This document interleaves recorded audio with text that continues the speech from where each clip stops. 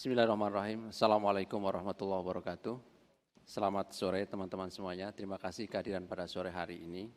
Sebagaimana yang seringkali kami sampaikan bahwa sebagai bentuk komitmen kami KPK untuk perbaikan internal khususnya di lingkungan rutan cabang KPK, maka KPK melakukan 3 hal. Yang pertama, penegakan etik melalui Dewan Pengawas. Yang kedua, penegakan disiplin pegawainya, dan yang ketiga kami pastikan juga dilakukan penindakan melalui penegakan hukum tindak pidana korupsi. Sore hari ini kami akan menyampaikan perkembangan dari proses yang sedang berjalan di KPK, yaitu melalui penindakan. Hadir sore hari ini pimpinan Pak Nurul Gufron juga didampingi oleh Pak Sekjen KPK dan juga Pak Asep. Nanti akan disampaikan perkembangan dari ketiga hal, khususnya disiplin pegawai dan juga pidana oleh Pak Gufron sebagai pengantarnya. Dilanjutkan nanti Pak Asep akan menyampaikan konstruksi perkaranya, dan juga dari sisi penegakan disiplin pegawai akan juga disampaikan oleh Pak Sekjen, termasuk upaya-upaya perbaikan yang sedang terus dilakukan oleh KPK secara kelembagaan. Setelahnya seperti biasa kami beri kesempatan teman-teman bertanya, nanti sebutkan nama, medianya, dan langsung ke pertanyaannya. Karena mengingat waktu, kita ada waktu sekitar 50 menit ke depan sambil menunggu nanti berbuka puasa. Sehingga kami berharap teman-teman langsung fokus pada pertanyaan terkait dengan apa yang kami sampaikan pada kesempatan pada sore hari ini. Baik, kami silakan Pak Nurul Gufron untuk menyampaikan pengantar terkait dengan penanganan adanya dugaan kecurangan ataupun korupsi di lingkungan rutan cabang KPK dimaksud. Kami silakan Pak Gufron. Bismillahirrahmanirrahim. Assalamualaikum warahmatullahi wabarakatuh. Selamat sore, salam sejahtera untuk kita semua. Konferensi pers penahanan dugaan tidak pidana korupsi di rutan cabang KPK, Jakarta tanggal 15 Maret 2024. Sebelum kami menyampaikan konferensi konstruksi perkara dugaan tidak pidana korupsi yang terjadi di rutan cabang KPK, kami, pimpinan KPK, bersama jajaran struktural lainnya menyampaikan permohonan maaf kepada seluruh rakyat Indonesia atas kejadian ini, bahwa pelanggaran ini telah mencederai nilai integritas yang selama ini dijunjung tinggi dan dipedomani oleh segenap insan KPK dalam melaksanakan tugas pemberantasan korupsi. Kami selaku pimpinan komisi bertanggung jawab penuh. Untuk itu kami memastikan bahwa dengan penuh ketegasan kami akan menegakkan zero toleran di KPK terhadap pelanggaran khususnya dugaan tidak pidana korupsi ini. Kami secara paralel telah menindaklanjuti peristiwa ini dengan berbagai prosedur hukum.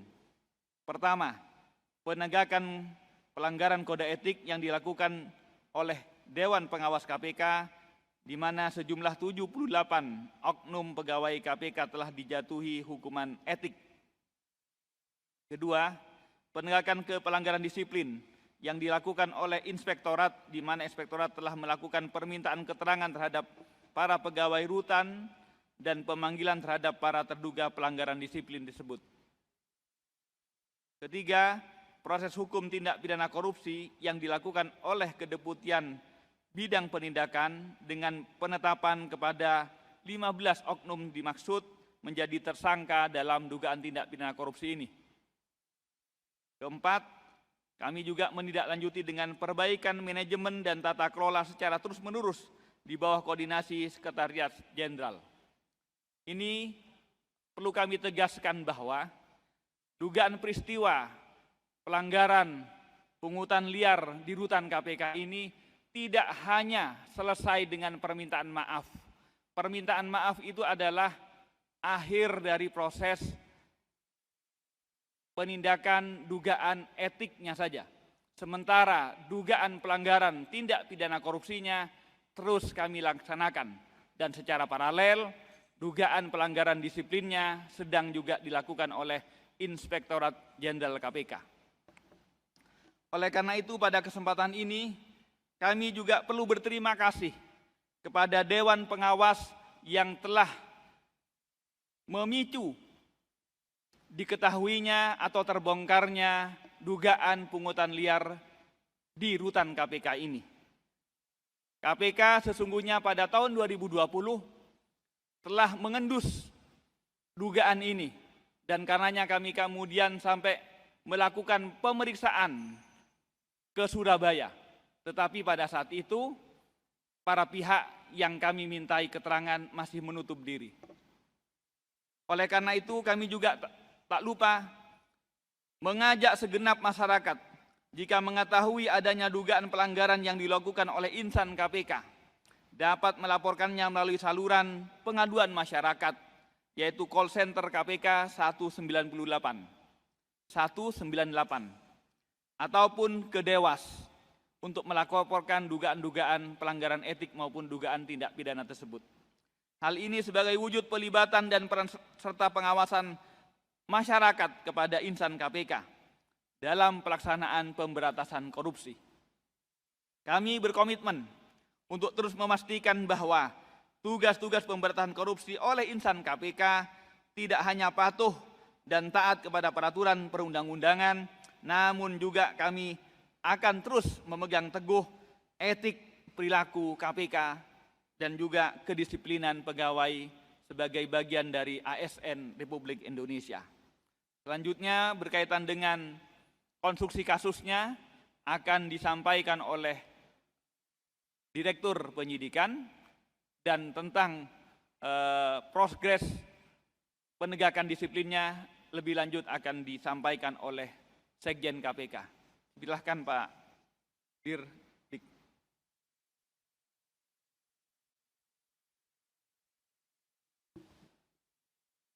Terima kasih Pak Nurul Gufron, pimpinan. Bismillahirrahmanirrahim. Assalamualaikum warahmatullahi wabarakatuh. Selamat sore dan salam sejahtera bagi kita sekalian. Yang saya hormati pimpinan, Pak Sekjen, Pak Ali, dan rekan-rekan jurnalis sekalian. Saya akan membacakan terkait dengan penanganan perkara pidananya. Seperti tadi telah disampaikan oleh Pak Nurul Gufron bahwa ada 3 lingkup, yaitu pertama tentang masalah etiknya yang sudah diselesaikan di Dewas, kemudian secara paralel kami dan juga di Inspektorat ya, terkait dengan hukuman disiplin maupun dengan pidananya sedang berjalan. Sebelumnya izinkan kami menyampaikan ucapan terima kasih kembali kepada Dewas yang sejak awal berkolaborasi dengan kami di penindakan untuk membongkar perkara ini. Dan ini berjalan sudah lama. Kemudian juga kami berterima kasih kepada rekan-rekan jurnalis maupun masyarakat yang tiada henti-hentinya memberikan dukungan kepada kami untuk membongkar dan menyelesaikan perkara ini, baik itu dengan pertanyaan-pertanyaan maupun dengan juga pernyataan-pernyataan yang tentunya hal tersebut memberikan motivasi kepada kami untuk terus berbenah diri dan membongkar perkara ini. Baik, rekan-rekan sekalian, terkait dengan penanganan perkara pidananya sudah menjadi komitmen bagi KPK untuk melakukan perbaikan internal khususnya di lingkungan rutan cabang KPK. Selanjutnya dilaksanakan pemeriksaan internal untuk menindaklanjuti adanya temuan dugaan pemerasan di lingkungan rutan cabang KPK dengan mengumpulkan seluruh informasi dengan menetapkan dan mengumumkan tersangka sebagai berikut. Ada 15 tersangka. Pertama, Saudara AF, Kepala Rutan Cabang KPK. Yang kedua, HK, Pegawai Negeri yang dipekerjakan atau PNYD yang ditugaskan sebagai petugas cabang rutan KPK periode 2018 sampai dengan 2022. Ketiga, DR, PNYD, Pegawai Negeri yang dipekerjakan, yang ditugaskan sebagai petugas pengamanan dan PLT Kepala Cabang Rutan KPK periode tahun 2018. 4. SH, pegawai negeri yang dipekerjakan, yang ditugaskan sebagai petugas pengamanan. Kelima, RT, pegawai negeri yang dipekerjakan, yang ditugaskan sebagai petugas cabang rutan KPK dan PLT Kepala Cabang Rutan KPK periode 2021. 6. ARH, pegawai negeri yang dipekerjakan, yang ditugaskan sebagai petugas cabang rutan KPK. 7. AN, pegawai negeri yang dipekerjakan, yang ditugaskan sebagai petugas cabang rutan KPK. 8. EAP, pegawai negeri yang dipekerjakan, yang ditugaskan sebagai petugas cabang rutan KPK periode 2018 sampai dengan 2022. 9. MR, petugas cabang rutan KPK. 10. SH, petugas cabang rutan KPK. 11. RUA, petugas cabang rutan KPK. 12. MHA, petugas cabang rutan KPK. 13. WD, petugas cabang rutan KPK. 14. MA, petugas cabang rutan KPK. Dan 15. RR, petugas cabang rutan KPK. Untuk kebutuhan proses penyidikan, tim penyidik menahan para tersangka dimaksud selama 20 hari pertama terhitung tanggal 15 Maret 2024 hari ini sampai dengan 3 April 2024 di rutan Polda Metro Jaya. Jadi tidak di rutan KPK ya. Ini kita titipkan di rutan Polda Metro Jaya. Adapun konstruksi perkara diduga telah terjadi sebagai pegawai negeri yang dipekerjakan di KPK mulai tahun 2018. HK ditugaskan sebagai petugas cabang rutan dan DR sebagai petugas keamanan merangkap PLT Kepala Cabang Rutan KPK. Sekitar tahun 2019 bertempat di salah satu KP di wilayah Tebet, Jakarta Selatan, diadakan pertemuan yang diikuti DR yang saat itu menjabat PLT Kepala Cabang Rutan, HK, MR, RUA, dan RR dalam rangka menunjuk dan memerintahkan MR sebagai lurah. Jadi di rutan tersebut ada yang ditunjuk sebagai lurahnya. Ini bukan struktur resmi ya, ini struktur yang mereka buat sendiri. Ada yang dinamakan lurah di rutan cabang KPK. Pomdam Jaya Guntur, kemudian MHA sebagai lurah di rutan cabang KPK pada Gedung Merah Putih dan SH sebagai lurah di rutan cabang KPK pada Gedung SILC atau gedung yang C1. Ya. Jadi rekan-rekan sekalian ada 3 cabang rutan KPK ya. 4 kalau dengan yang baru-baru ini, tapi di tahun tersebut tahun 2019 ada 3. Ada di Gedung Merah Putih, di Gedung C1 atau ACLC, dan satu lagi di Pomdam Jaya Guntur. Berlanjut hingga tahun 2020 terjadi pergantian komposisi personel lurah. Jadi lurah-lurahnya itu kemudian di tahun 2020 berganti. Di antaranya saudara WD, MA, RR, dan RUA. Adapun tugas sebagai lurah yang mengumpulkan dan membagikan sejumlah uang dari para tahanan melalui koordinator tahanan. Namanya atau disingkat dengan Korting atau koordinator tempat tinggal ya. Di 3 rutan cabang tersebut. Kaitan sebutan Korting adalah perwakilan para tahanan yang ditugaskan sebagai pengumpul sejumlah uang dari para tahanan. Jadi di masing-masing rutan tersebut itu kan tidak hanya ada 1 orang, ada beberapa orang sesuai dengan kapasitasnya dari rutan tersebut. Nah, ditunjuklah koordinator tempat tinggal. Jadi dari para napi sendiri. Ya, jadi nanti tinggal si lurah ini berhubungannya tidak dengan keseluruhan, ya, jadi tinggal dengan koordinator tempat tinggal atau korting tersebut. Penunjukan korting ini adalah inisiatif dari HK yang dilanjutkan oleh AF saat menjabat selaku Kepala Rutan Cabang KPK definitif tahun 2022. Modus yang dilakukan HK dan kawan-kawan terhadap para tahanan diantaranya memberikan fasilitas eksklusif berupa percepatan masa isolasi. Jadi ketika masuk pertama kali, ya masuk tahanan pertama kali itu diisolasi dulu, ya sebelum, jadi tidak langsung dibaurkan tapi dilakukan isolasi. Nah, masa isolasi inilah yang mereka tawarkan supaya bisa dipercepat gitu. Ini menjadi bargaining bagi mereka untuk mendapatkan sesuatu dari tahanan. Anda mau isolasinya cepat atau sesuai dengan standar gitu, seperti itu.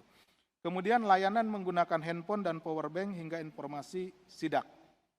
Jadi rupanya di sana juga mereka meminjamkan handphone, kemudian juga power bank. Itu menjadi bagian dari bargaining si oknum tersebut dengan tahanan, khususnya tahanan-tahanan yang baru masuk, mulai dari isolasi, kemudian ditawarkan juga HP, ditawarkan juga power bank, seperti itu, dan informasi sidak. Artinya kami dari petugas di KPK, pengelola khususnya tahanan itu secara kontinu itu melakukan sidak-sidak.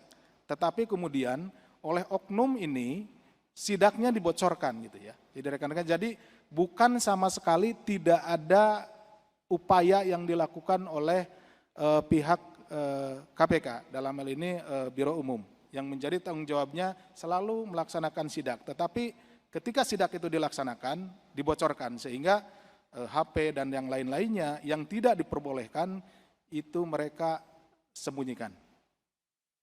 Sedangkan bagi para tahanan yang tidak atau terlambat menyetor diberikan perlakuan yang tidak nyaman, diantaranya tahanan dikunci dari luar. Jadi pintunya, kan ini sel-sel tahanan untuk tempat tidurnya, kemudian dikuncinya dari luar sehingga dia tidak bebas bergerak gitu ya, seperti itu. Itu salah satu perlakuan apabila setorannya tidak lancar atau terlambat untuk dibayarkan.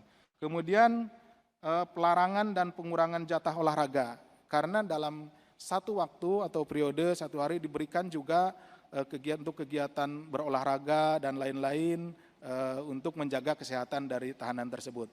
Nah, itu juga dijadikan bargaining oleh para oknum ini. Kemudian mendapat tugas jatah jaga dan piket kebersihan yang lebih banyak.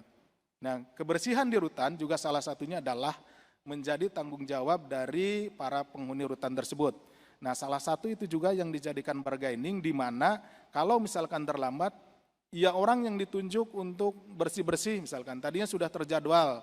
Nah, tapi karena dia terlambat akhirnya dia ditunjuk lagi gitu. Si tahanan itu ditunjuk lagi. Nah, itu untuk memberikan tekanan supaya mereka lancar terkait dengan pungutannya, seperti itu.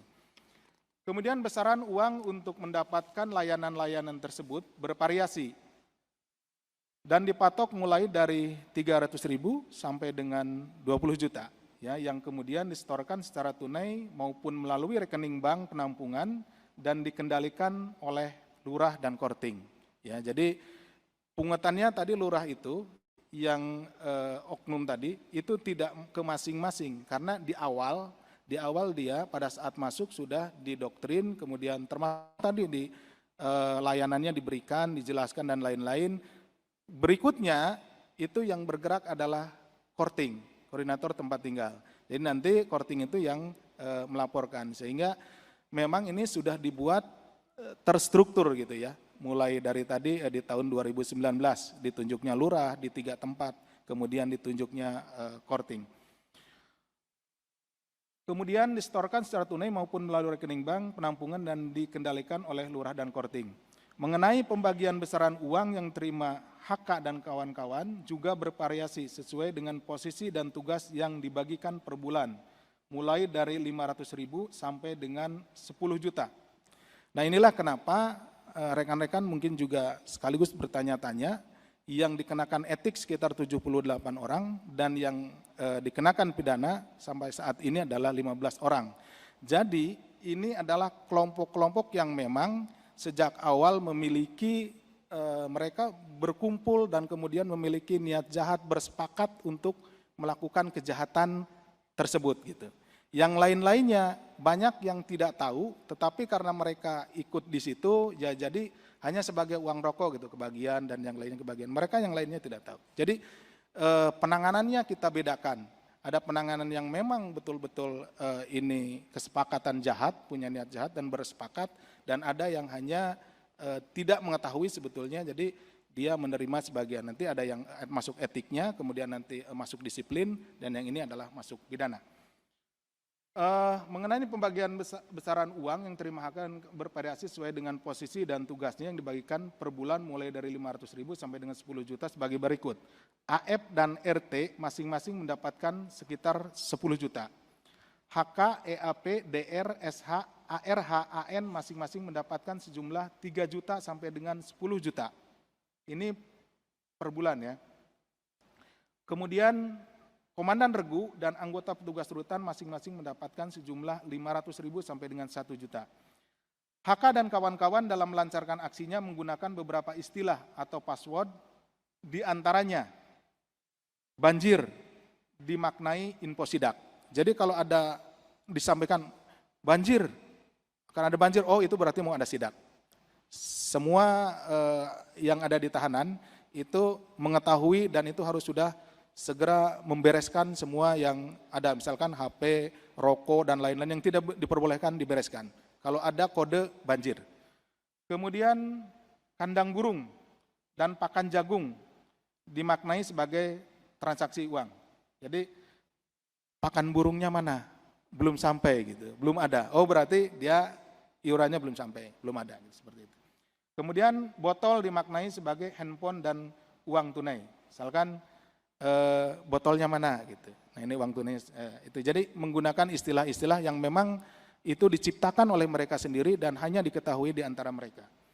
Rentang waktu 2019 sampai dengan 2023, besaran jumlah uang yang diterima HK dan kawan-kawan sejumlah 6,3 miliar dan masih akan dilakukan penelusuran serta pendalaman kembali untuk aliran uang maupun penggunaannya. Ini baru tahap awal di penyidikannya, jadi rekan-rekan harap sabar.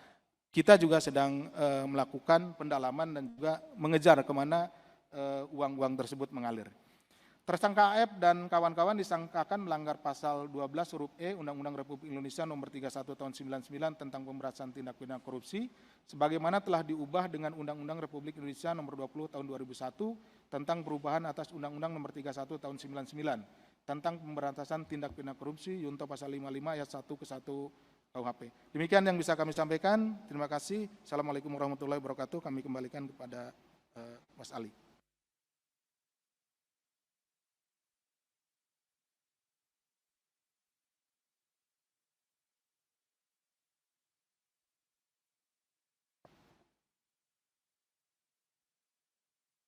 Menindaklanjuti apa yang telah disampaikan oleh pimpinan KPK dan Direktur Penyidikan.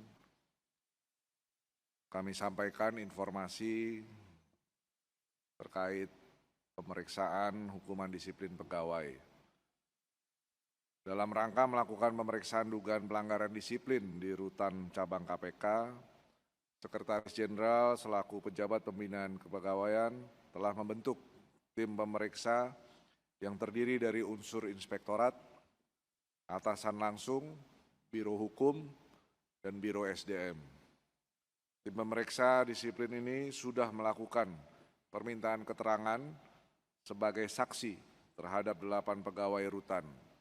Kemudian sejak tanggal 29 Februari sampai dengan 7 Maret, tim sudah melakukan pemanggilan terhadap para terduga pelanggaran disiplin. Selanjutnya sesuai ketentuan di dalam PP 94 tahun 2021 tentang disiplin PNS, pemanggilan terhadap para terduga pelanggaran disiplin harus dilakukan 7 hari kerja sebelum hari pemeriksaan. Maka pemeriksaan atas terduga pelanggaran disiplin rutan dimulai kembali pada tanggal 14 sampai dengan 21 Maret 2024 secara maraton. KPK secara berkala juga telah melakukan rotasi pegawai khususnya petugas rutan untuk memitigasi peluang kembali terjadinya pelanggaran. Kami juga secara berkala melakukan sidak di rutan. Kami melengkapi CCTV di beberapa titik yang sebelumnya tidak terlihat atau blank spot, serta pengawasan berjenjang dari atasan. Demikian terkait dengan update dari pemeriksaan disiplin yang telah kami lakukan dan akan terus berlangsung sampai beberapa waktu di depan. Terima kasih. Baik, terima kasih pimpinan Pak Nul Gufron, Pak Asep dan Pak Sekjen tadi yang sudah menyampaikan poin-poin terkait dengan perkembangan apa yang dilakukan KPK terkait curangan di rutan cabang KPK. Saya kira tadi sudah sangat detail apa yang dijelaskan konstruksinya oleh Pak Asep. Kemudian Pak Nul Gufron dan Pak Sekjen juga sudah menyampaikan perkembangan terkini apa yang kemudian KPK lakukan. Namun demikian kami beri kesempatan, silakan teman-teman untuk bertanya. Kita masih ada waktu sekitar 20 menit ke depan. Silakan. 1, 2, 3. Oke, silakan 4. Sebentar, ini dulu. Kita langsung poinnya aja ya. Kita mengingat waktu cuma ada 20 menit. Ya, silakan. Mas Hedi. Ya, selamat sore Pak Ali. Pak NG, saya Hedi dari Kumparan. Ini mau bertanya aja soal yang pemberinya siapa aja. Kenapa kemudian tidak sekalian menetapkan suap aja gitu, ada pemberinya.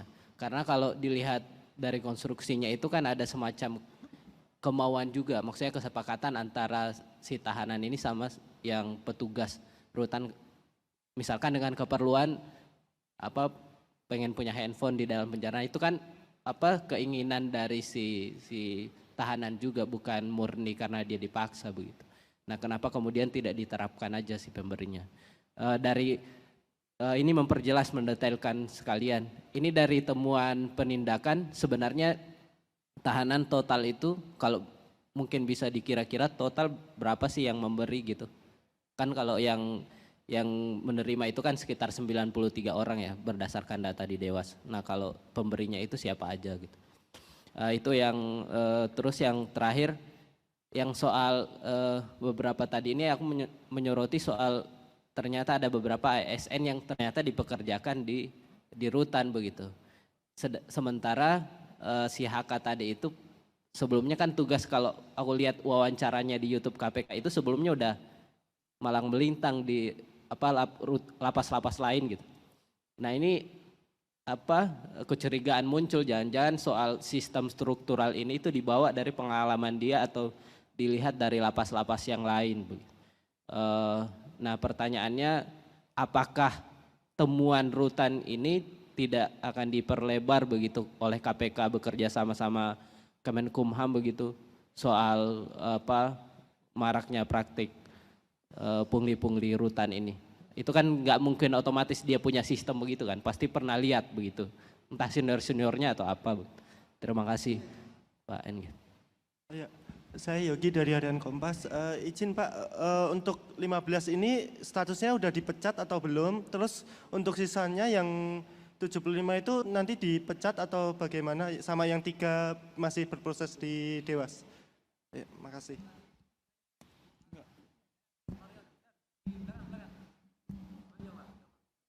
Udah.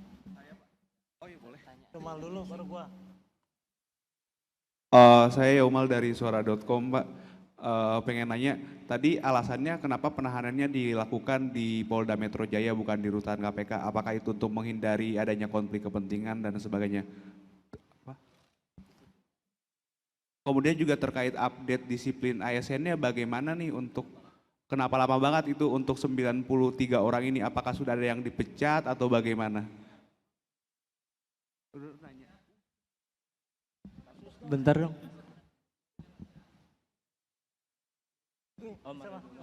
Ya, saya mau minta konfirmasi aja soal bagaimana programnya KPK ini kan untuk menelisik. Kalau tadi bahasanya Pak Gus Gufron mengatakan ini baru proses awal kan. Padahal kita tahu pada jauh sebelumnya di zamannya adiknya Atut, Wawan itu udah ketahuan menyembunyikan uang itu di rak buku. Dan itu tidak ada tindak lanjut untuk memproses seperti ini. Itu Wawan itu 2013-2014 setahu saya, itu udah ketangkap. Terus di tahun sebelumnya baru-baru kan ada Imam Nahrawi itu update status handphone. Artinya kan sekarang apa bedanya rutan di KPK ini dengan rutan yang lain di Cipinang, ya kan artinya bahwa KPK dalam hal ini berperan tidak memberikan efek jerak. Terus kedua, mau jadi format apa? Karutan sekarang ini nggak main-main loh. Beliau ini putra dari seorang hakim. Yang begini aja masih rontok gitu loh. Terus mau milih yang kayak gimana? Mau model yang kayak gimana? Ketika memang yang sudah sosoknya seorang anak hakim aja bisa larut mendegradasikan ini semua. Nah, pertanyaan saya selanjutnya, kira-kira formatnya seperti apa yang akan dilakukan atau tetap menggunakan kawan-kawan dari Kemenkumham atau memang mendidik atau menyiapkan dari internal KPK sendiri, karena lantaran yang tadi dibilang kawan Hedi, dia bisa saja belajar dari yang lain gitu loh. Oke, Mas Iya, Aryo. untuk kasus lain gimana Mas? Waktu. Oke, Mas thank you. Niam, langsung Mas Niam.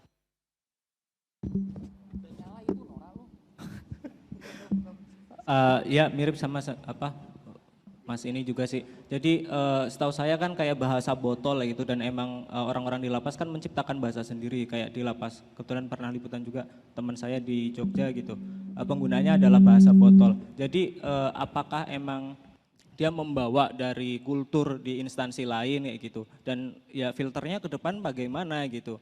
Kenapa masih aja kalau tahu tempat itu rentan dan tahu instansi asalnya juga rentan, kenapa pakai PNYD dari sana juga gitu. Oke ya, cukup ya udah. teman-temannya. Ya, baik. Baik, kami silakan Pak Nurul Gufron dan nanti dilanjutkan Pak Asep dan Pak Sekjen. Terima kasih, ada 5 penanya, kumparan sampai ke Mas Niam ya. Ada beberapa hal yang secara kebijakan akan saya jawab, hal-hal yang bersifat teknis nanti biar Mas Asep dan juga Pak Sekjen yang akan menjelaskan ya. Pertama begini, jadi dugaan yang kami sangkakan kepada 15 tersangka yang kami tahan pada hari ini adalah pasal 12E, yaitu pemerasan. Asumsinya kalau diperas, maka tidak ada istilah penerima dan pemberi.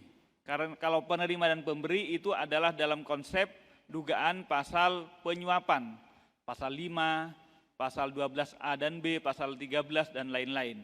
Tetapi yang kami sangkakan ini adalah pemerasan. Kenapa diperas? Karena ada tekanan-tekanan yang dilakukan oleh petugas kami ini, itu yang kemudian memaksa orang kemudian memberi sesuatu.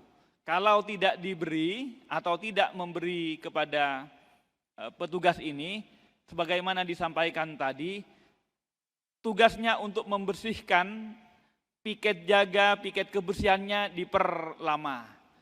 Isolasinya kemudian diperlama. Yang begitu itu merupakan tindakan-tindakan pemerasan.